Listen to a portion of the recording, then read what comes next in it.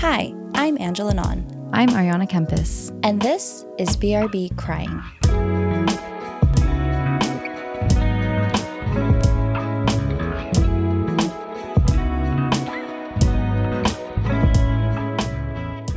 Hello, everyone. Welcome back to BRB Crying. My name is Ariana, also known as Arns.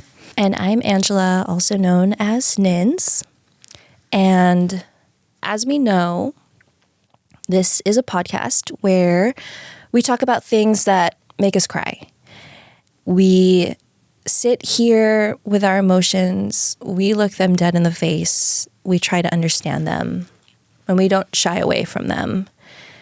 And for so many of us, there have been a lot of emotions in this past week. And so because of this, today's episode is going to look a little different. Today, we're going to talk about something that's been weighing very heavily on our minds and on the minds of millions, and that is the election. We mentioned in the past that we pre-record our episodes, and so we did have something lined up, but it didn't feel right to publish it.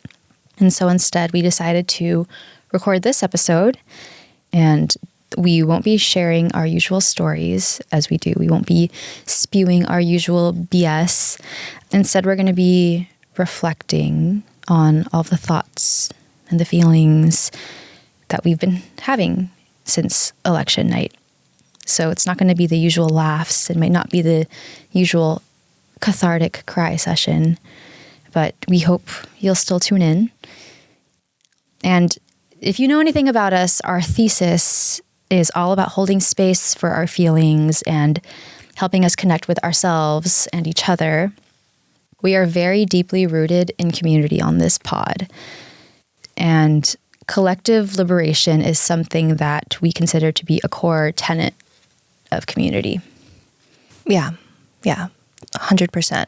From the start, Arns and I set out to create this podcast and build this community so that people like us who were interested and dedicated to understanding the emotional parts of themselves would have a safe place to do that. In the comfort of their two friends laughing and crying together along the way. This past week, with these election results, there hasn't been much to laugh about. But we know how important it is to not feel alone.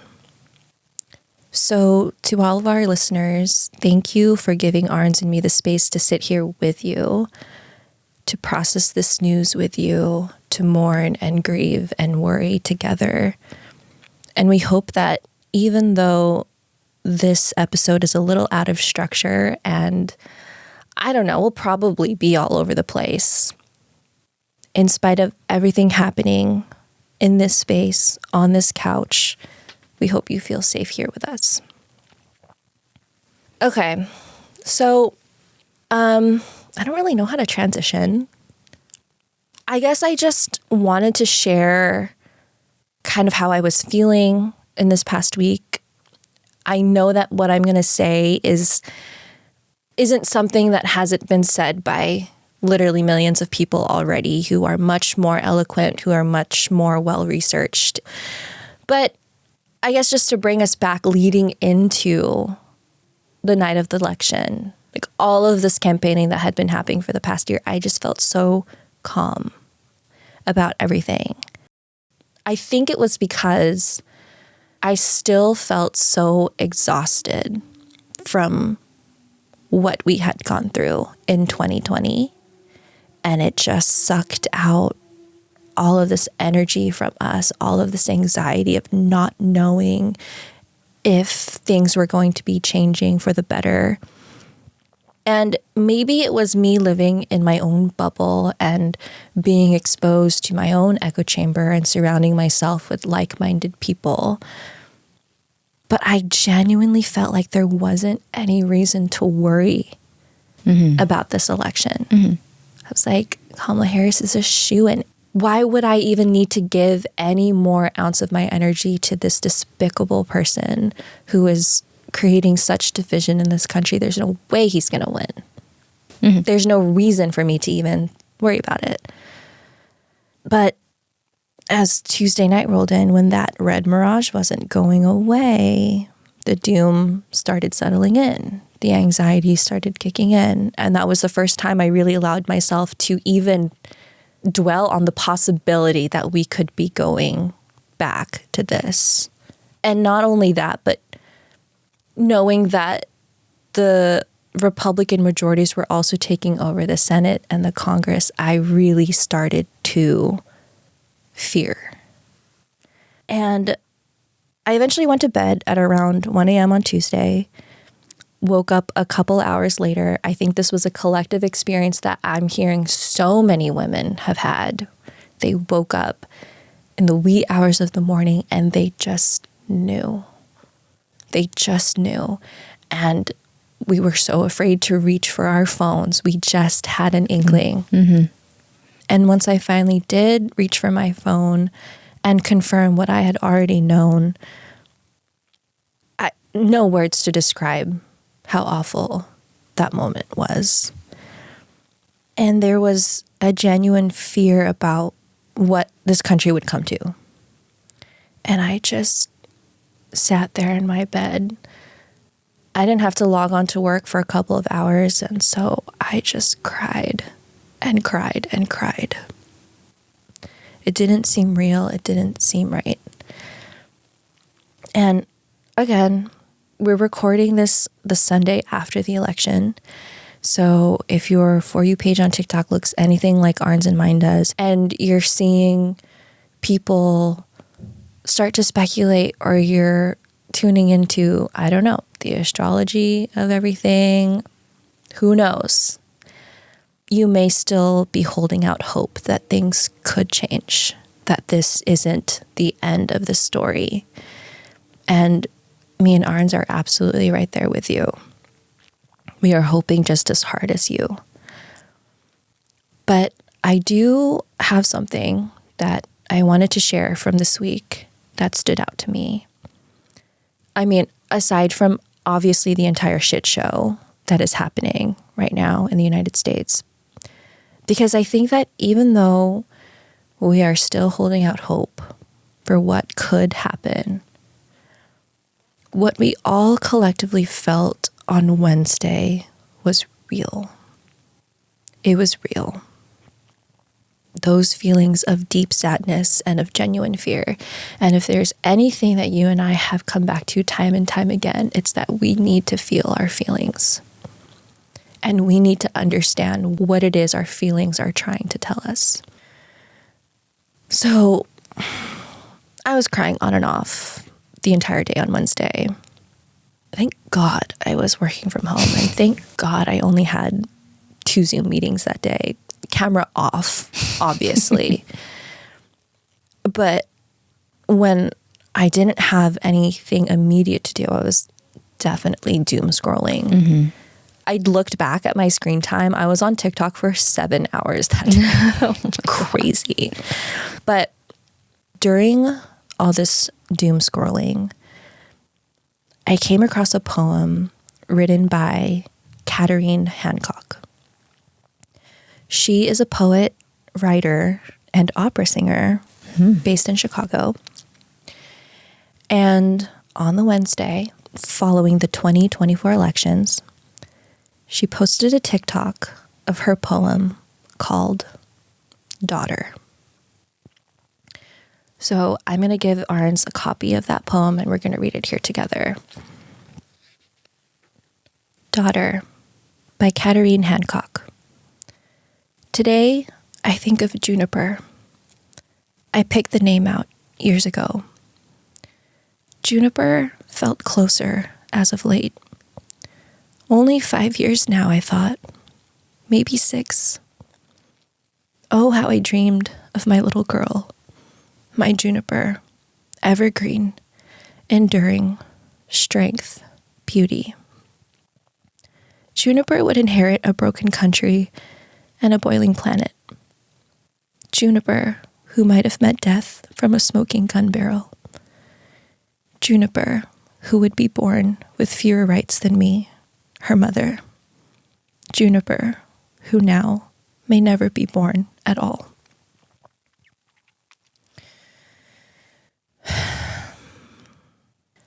I don't think I need to dissect the shit out of this poem. I think it speaks for itself. And of course, all the comments on this TikTok are of all these other women sharing the names that they've picked out for their own daughters.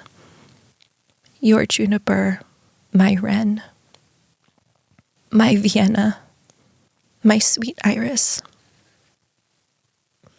And this is the one that completely broke me on Wednesday. I was already wrecked, but this one really just put me over the edge. Because deep down, it was the same fear and the same thoughts that were running through my own mind. And I know I've shared before my uncertainty when it comes to having children, taking on motherhood. And I still grapple with this decision, literally daily. Even on a good day, a wonderful day, it plagues me, the not knowing if I want it. But when I woke up on Wednesday and I thought about how this president-elect could forever change the landscape of women's rights in this country, I feared for not only my life, but the life of this hypothetical child. And I realized that what was plaguing me in that moment, it wasn't not knowing if I wanted it, but it was knowing for certain how dangerous it would be if I did.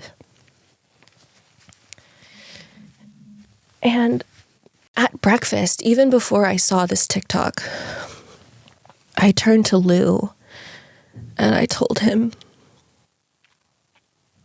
I know that you and I would be really good parents, but maybe we would be even better parents if we didn't bring our children into this. And I'm just so devastated that these are the thoughts and the conversations we are now having to face. And listen, I am so aware that it is a privilege to only be fearing these things now. That for so many women across the world, spanning centuries, have faced similar or worse consequences and are still able to bring forth love and magic and joy through their children, and they will always continue to find a way to do so. I know that, but I just hold so dearly in my heart all of these women that feel as I do. This pain and this fear is real, and it must be felt. And there's not really much I have else to add to that. If I can only offer the fact that I am here with you and I am feeling these things alongside with you. But maybe after a while, when we're ready, we do what all the women before us have done. We let it ignite us to keep going, to keep pushing, to keep dreaming. I think, like you, I was so sure of how all this was going to turn out. I also have been existing in this little bubble where I haven't really had to confront the idea of what it would look like to live in a country where women's rights and the rights of so many marginalized people are stripped away, because it just wasn't a possibility in my mind. And I still am holding on to that hope. I think my mind almost can't wrap itself around that reality. Like, I don't even want to. It's fucking terrifying. It doesn't feel real. It's like you and I will cling onto this hope for as long as we can, because the alternative, it's unfathomable. Yeah, unfathomable is a great word. And I'm grateful that there's no one in my immediate family who I've had to have these really tough conversations with, but that's something that stood out to me a lot in the days since the election. So many people sharing. There was like this one thread that was like, I'm showing you all the screenshots of this text conversation that I had to have with my dad in case you need guidance on how to also communicate the fact that you can no longer have a relationship with these people who raised you, because if they really cared about you, they wouldn't vote for this misogynistic clown of a man. And the thread was like, so many people being like, I'm here with you. And the conversations are like the parents saying, can't we just leave politics off the table for once? Can't we just let go? We raised you. And how could you do this to us? And it's like, well, how could you do this to me? How could you do this to future generations? This isn't just that. And I've told you, and I love you, but I can't forgive you. And it's just really heartbreaking. Yeah. It's like, we've talked about this before, like how these new generations of parents are so sensitive to the fact that everything that they do has lifelong implications to this child that they're bringing into this world. I'm obviously devastated that this is what we're all having to grapple with, but it makes me, I don't want to say the word proud, but I'm just like marveling at the fact that all of these women are even questioning this decision because of what would ultimately be the best scenario for this hypothetical child. Like, I think that shows so much growth, and I think that shows so much more awareness. And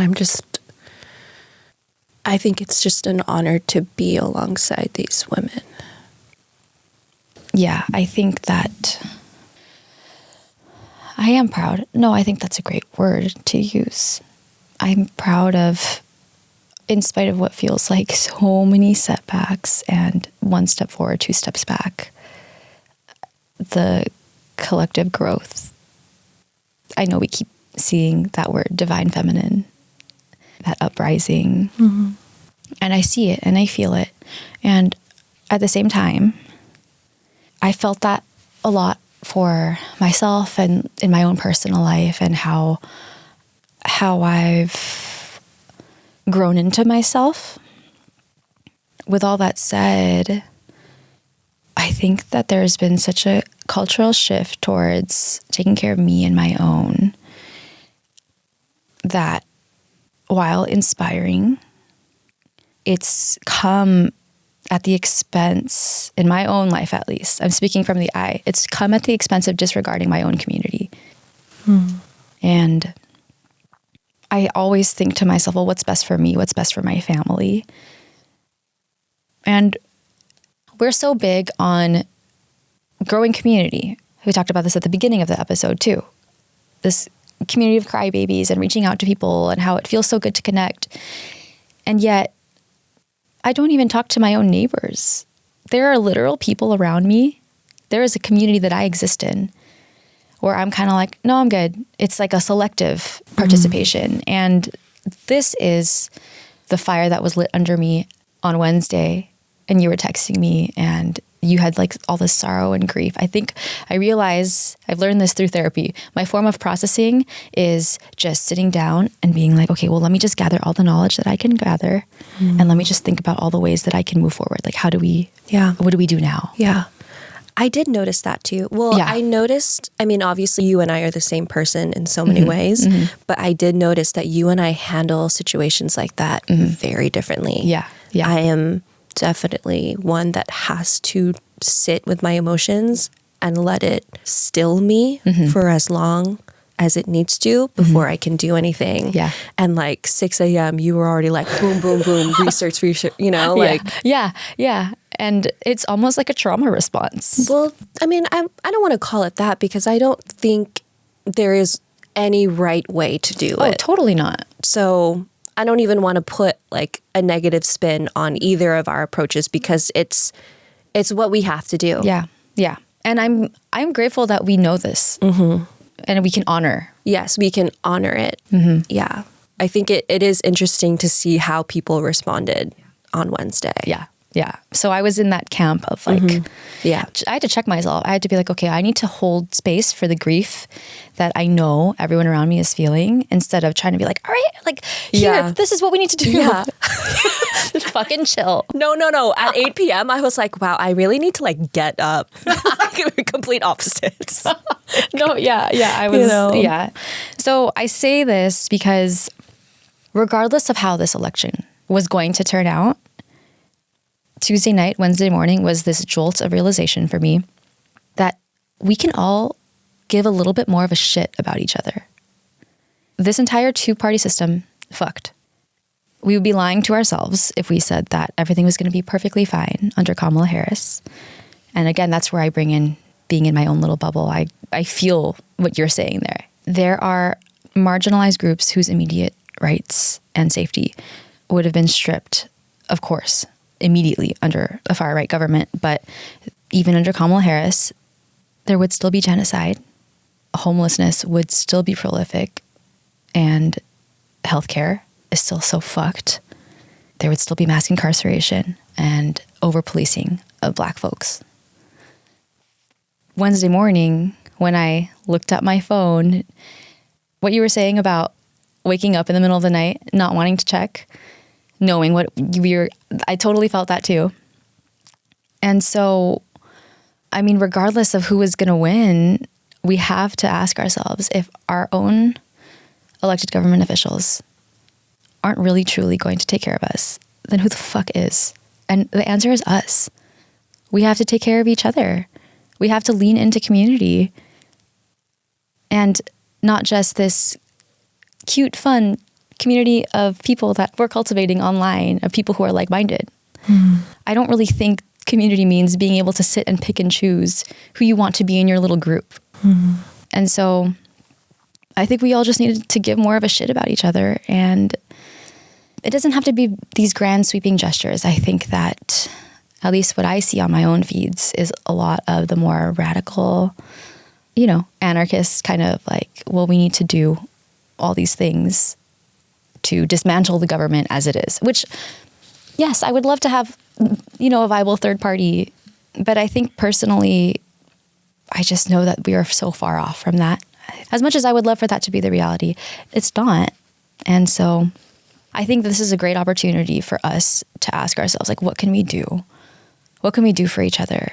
And again, because I got to do the things. I can't just fucking sit there. One of the first things I did was I went on my Buy Nothing group. I don't know if you're in a Buy Nothing group. I mean, I know what it is, but... Yeah. But those are little instances of mutual aid, for instance, right? Where like, okay, this is how we can take care of each other without, succumbing to capitalism. And so I saw a post that was like, does anyone have extra Halloween candy? Because I give out Halloween candy to my students as prizes. And I was like, yeah, we had fucking buckets. And so I coordinated this drop off. I went to this girl's house just 5 minutes from me. And she said, do you want any plants? Do you want rosemary? Like, I can totally cut you some. And I was like, I would love some. Like, that's really nice. And so we had this little exchange, and I've been putting rosemary like on my fucking chicken. And when I do it, I'm like, it sounds so simple, but like, it feels so good to take care of each other that way. And I think that was the fire that was lit under me when this all happened. Like, oh, I can really do more to take care of the people around me, not just me and my own. Yeah. And I know that when it comes to small gestures like that, or small actions, a lot of pessimists, myself included, will think, well, what the fuck is that going to do? Mm-hmm. It does something. And just because it's not going to have big, sweeping, fundamental changes to our country, that doesn't mean that it doesn't change you somehow. I appreciate you telling me that story for the reminder, because it's so easy to think, oh, I don't have any power. Mm-hmm. Well, to be honest, we don't really know how to end this episode. I just want to thank everyone for listening to us. I know that this can often be uncomfortable. People want to skirt around this. But if there's anything I've learned over the past 2 seasons of this pod, it's we don't skirt around the uncomfortable. And I'm hoping that you all listening to have given yourselves the chance to sit with everything you're feeling and honor the way that you process those feelings. I hope we can all just keep taking care of each other this way and in whatever way you can. Yeah. Again, we know that this was kind of a unusual episode for us, but there was no way that you and I were not going to acknowledge this and the way that all of us are feeling right now. So thank you for giving us the space and sitting here with us. Next week, we'll come back with our last episode for our 2nd season. If we sound chipper, remember, it was pre-recorded. So I know we usually close out by telling everyone to rate, review, subscribe, sob stories, all of that. And sure, you can do that if you want, but if you even just want to email us, message us, DM us about how you've been feeling through all of this, that is a space we will hold for you too. So we welcome you to reach out. I think that's it for now. Yeah. So we're going to go away. We're going to keep sitting here with our feelings, and then we'll be back next week. We will. So until then. BRB, crying.